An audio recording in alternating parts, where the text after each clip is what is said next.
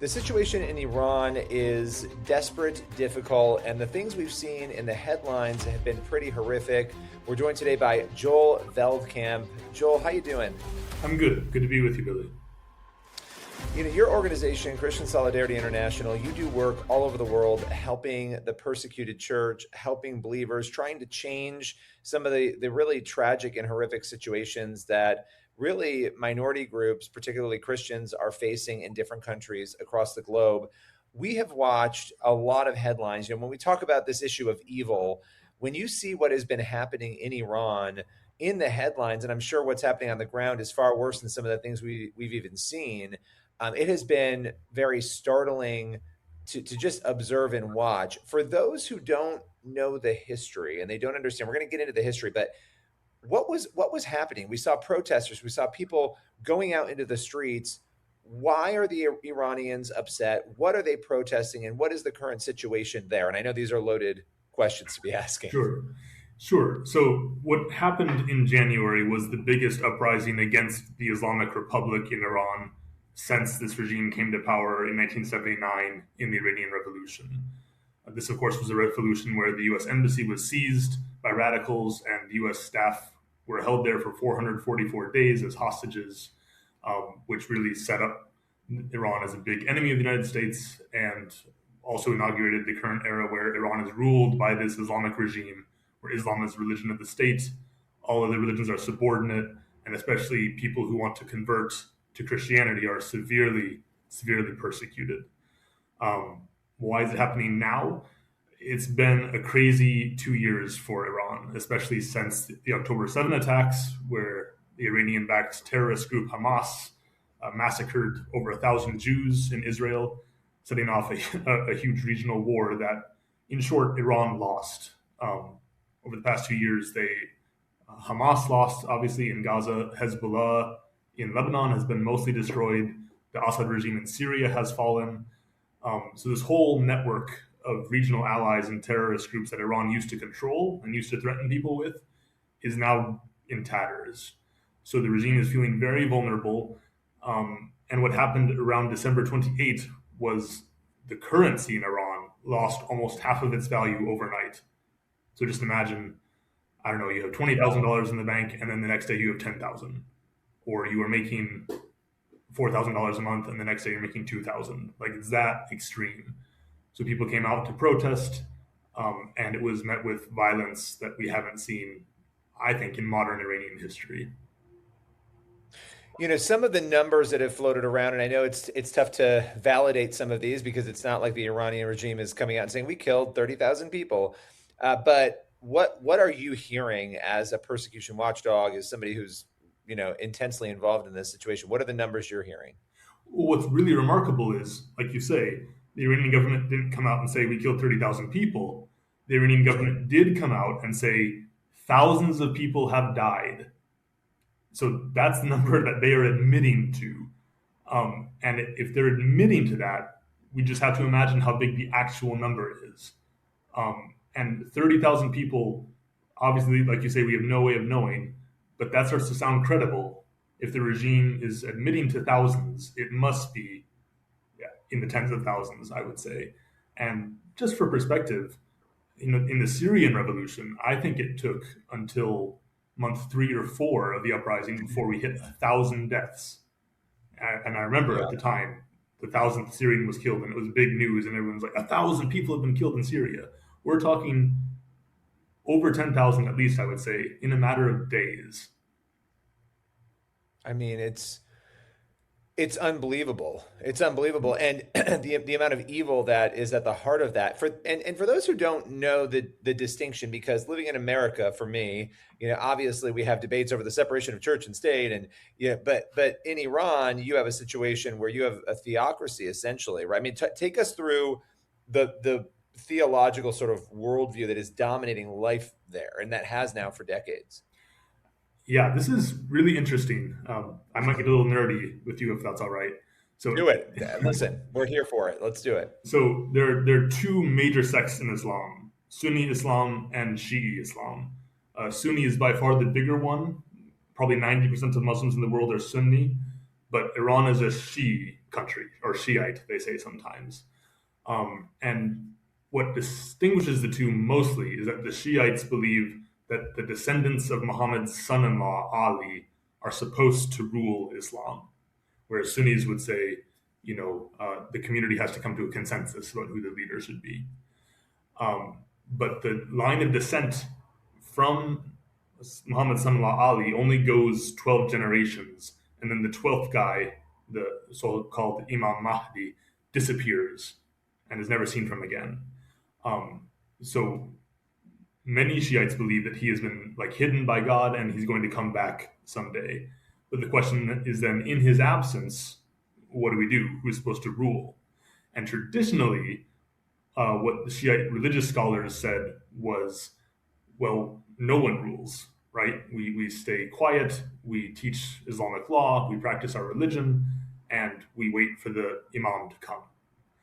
In the 1970s, we get a radical new interpretation, and the foremost proponent of this interpretation is a guy named Ayatollah Khomeini, who says, actually, no, in the absence of the Imam, who's being hidden by God in heaven or something, the religious scholars can speak on his behalf. Meaning, we get to speak on his behalf, we should be the ones who rule. So when the Iranian government collapses in 1979, this is one of the major parties of the uprising, and eventually they succeeded in seizing power.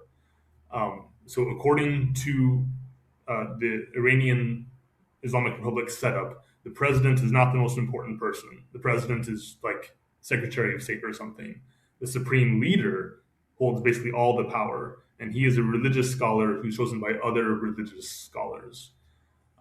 So the reason for being of the state, the raison d'être, that's that these religious scholars are bringing a pure form of Islam to the world, to the whole Muslim world especially. They call this exporting the revolution. They want what happened in Iran to happen in all the Muslim countries around the world. That's why you get them supporting all these terrorist groups in Gaza, in Lebanon, in Iraq, in Syria, because they have this vision of spreading the revolution, which again is bringing the pure religion back.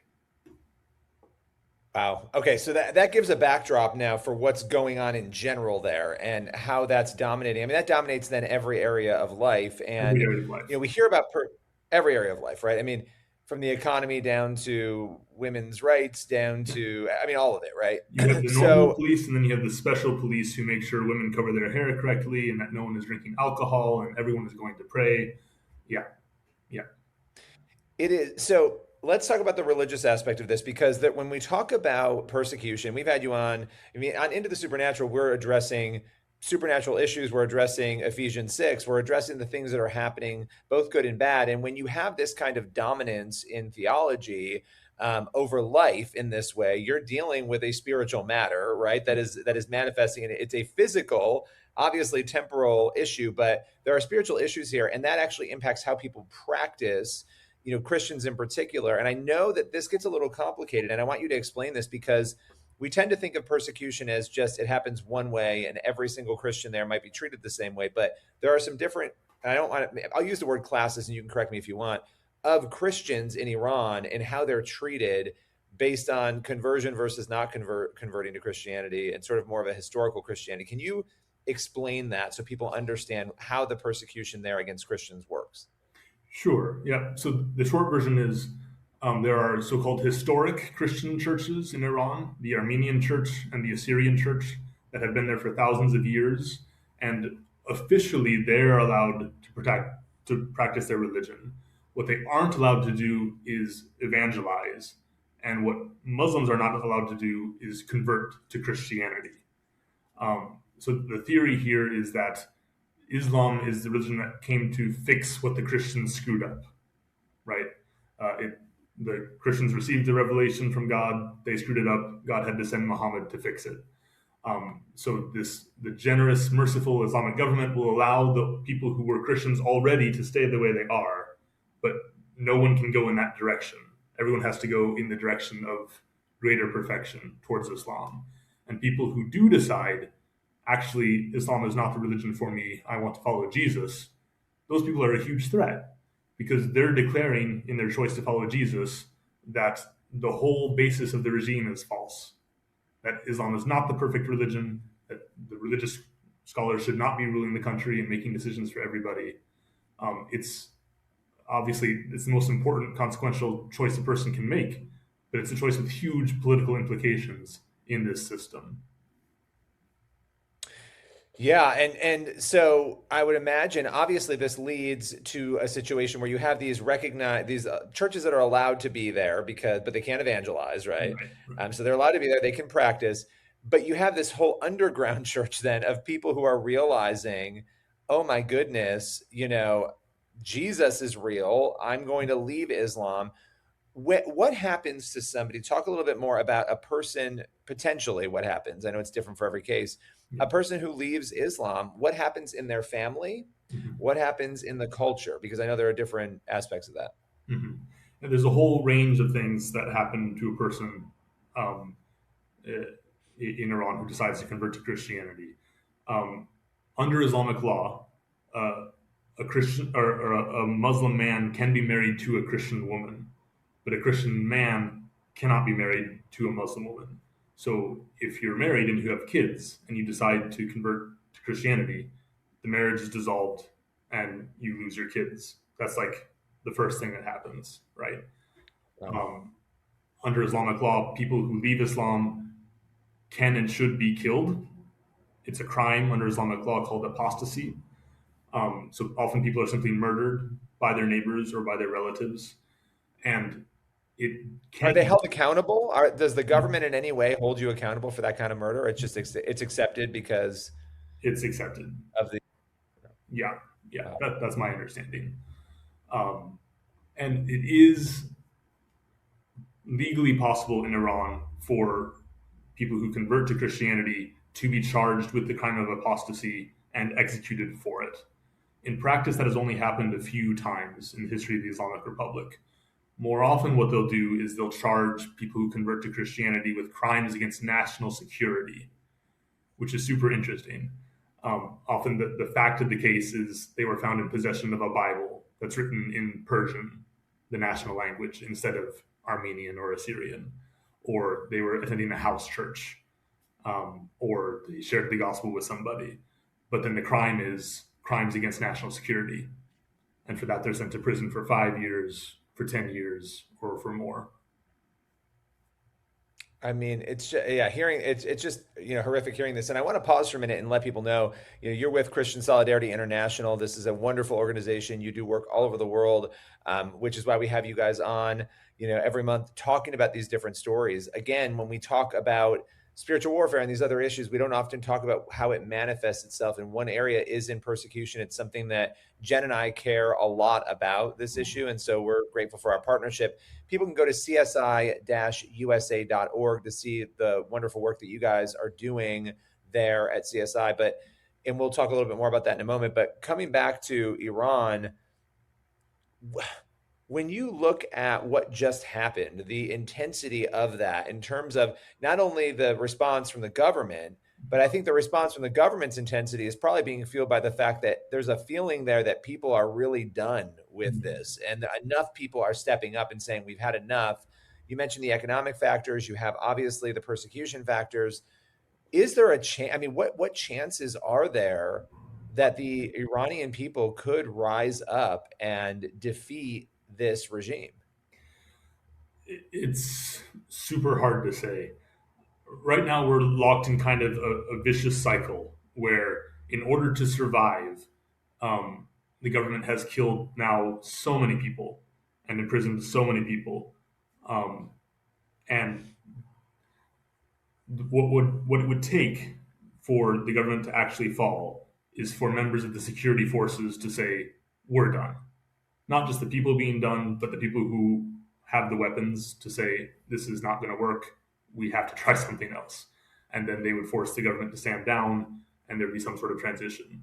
But the more violent the suppression is, the less likely it is for those security forces to change sides because they're the ones who do the killing. So they're the ones who would be in danger of being arrested and held accountable if the government ever fell. So if you look at previous examples from the past few decades, in Egypt, when the Mubarak government was overthrown in 2011, that's because the army changed sides quite quickly before much violence had happened. The opposite case is Syria, right, where the government really, really doubled down and killed hundreds of thousands of its own citizens, and I mean, disappeared them, executed them on an industrial scale. And in that case, it took 14 years for the government to fall. And it was really when there was just nothing left in the government reserves, no bullets left in the guns, no money left in the bank accounts. That's when it fell. So everything is possible. It's clear that the Iranian regime sees an existential threat to itself, um, but it's hard Yeah. to I say. mean, it's so that's something to be praying about, right? If you're watching, listening to this, that we're praying about that. When it comes to CSI and the work that you do around the world, when it comes to Iran, how do you guys navigate that? What are some of the ways that you try to encourage, the church there?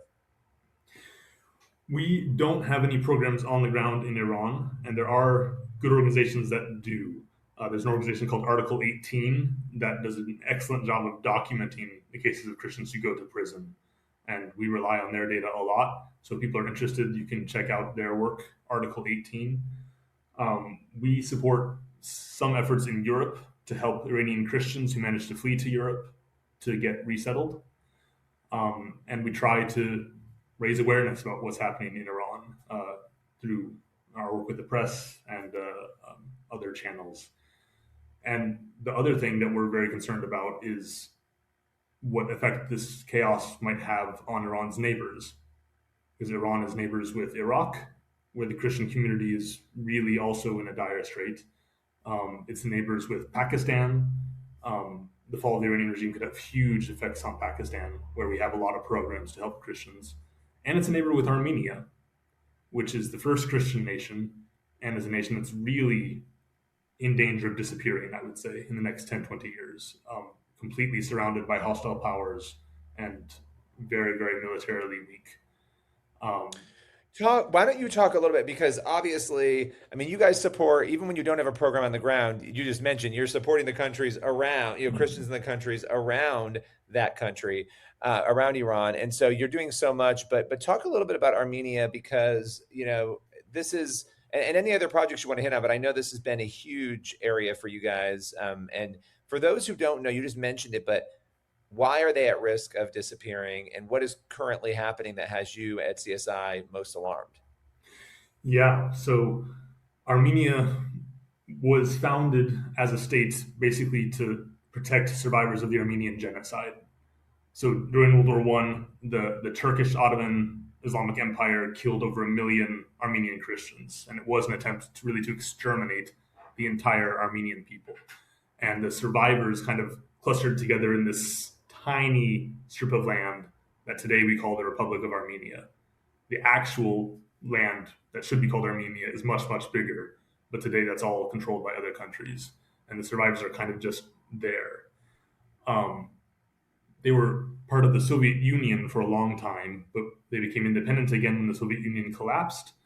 And now their two neighbors, Turkey and Azerbaijan, are really aiming to take over the whole country of Armenia. And if that happens, that really might be curtains for the Armenian nation. Um, 2 years ago, the dictatorship of Azerbaijan ethnically cleansed a region called Nagorno-Karabakh or Artsakh, drove 150,000 Armenian Christians out of their homes. And they have Armenia at a huge military disadvantage. So the Armenian government right now is basically doing everything it can to stave off another attack. And they're in appeasement mode, which is never a mode that you want to be in. But Azerbaijan is making demands, and the Armenian government is trying to fulfill those demands to keep themselves from getting attacked. Because if they are attacked, they probably won't survive. And the latest demand from the Azerbaijani government is that the Armenian government should basically destroy the Armenian National Church, uh, which sounds extreme, but it's now happening. The Armenian government has arrested 4 different bishops of the church, banned another 6 bishops from leaving the country. There are dozens more people in jail, and the Armenian prime minister is demanding that the head of the Armenian church the Armenian Pope basically resign and be replaced by someone under his control. So, under threat, with the gun to their heads, the Armenian government is now immolating its own national church. So what you're saying is that is this a result of the pressure that they're getting from outside, from Azerbaijan, and they're trying to appease essentially the potential captors and the potential people who would overtake them to prevent them from overtaking them. They're targeting their own religious structures. Definitely, definitely. Wow. Okay. And as you look at this, and there are people who are going to hear this and they're going to say, I knew nothing about this. Same with Nagorno-Karabakh when we were covering that. You and I did a lot over at Christian Broadcasting Network on that We're issue. very They're going to grateful, say they don't. really, really grateful. Well, no, I'm grateful that you guys explained it, because I think for most of us, we knew nothing. And I think it's important we could admit that we know nothing because the media is not reporting it. The media, they're not doing it. And so we want to make sure we're stepping in to do that when that's happening. You know, for the purposes of Into the Supernatural and this audience, right? Yeah. How can people help? They can go to csi.us, csi-usa.org. They can go there. But what specifically can they do once they go there? What do you want them to do to help you guys help Christians around the world? Well, you can sign up for our prayer newsletter. We really believe in the power of prayer, and we send out regular email updates about cases that are happening in countries that we work on, cases with real names, real faces, people who you can pray for as you go through your week and through your month. If you feel so led, you can donate to help our programs. In Armenia, for example, we have a program that helps people with disabilities who are forced to flee their homes. Before the ethnic cleansing, these people received care at a state-of-the-art rehabilitation center that we supported in Nagorno-Karabakh. Now these people are scattered all over the country as refugees. But the staff from this rehabilitation center every day drives somewhere in the country to see them, to visit them. It's an incredible project, an incredible work of solidarity. And we have projects like that in 15 different countries around the world. So all of our funding comes from ordinary Christians who care about this. We don't get any state funding. We don't get any big foundations supporting us. It's just people who care. So we're grateful for any support we get that way. And then I think people should be writing to Vice President Vance, because Vice President Vance is going to Armenia and Azerbaijan this month.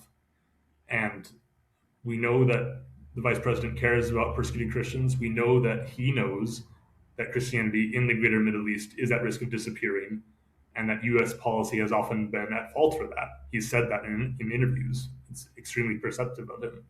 But he needs to hear that Armenia is under threat, and that the 20 Armenian hostages who are being held by Azerbaijan need to be set free, and that the 4 bishops who are in prison in Armenia need to be set free. If the Armenian government gets that message from President Vance, Vice President Vance, then they'll have the backup to do the right thing that they're afraid to do right now. And if Azerbaijan gets a message from Vice President Vance that actually you can't do everything you want, that there will be consequences if you abuse Christians like this, I think we could see people get out of jail. So write to Vice President Vance and tell him that we want the hostages out of jail in Azerbaijan and the bishops out of jail in Armenia. Well, those are great calls to action. Prayer, writing that letter, going on over right now to csi-usa.org, making sure you support this amazing organization, get involved. And Joel, as always, really appreciate your time today. Thank you so much, Billy. It was a real pleasure.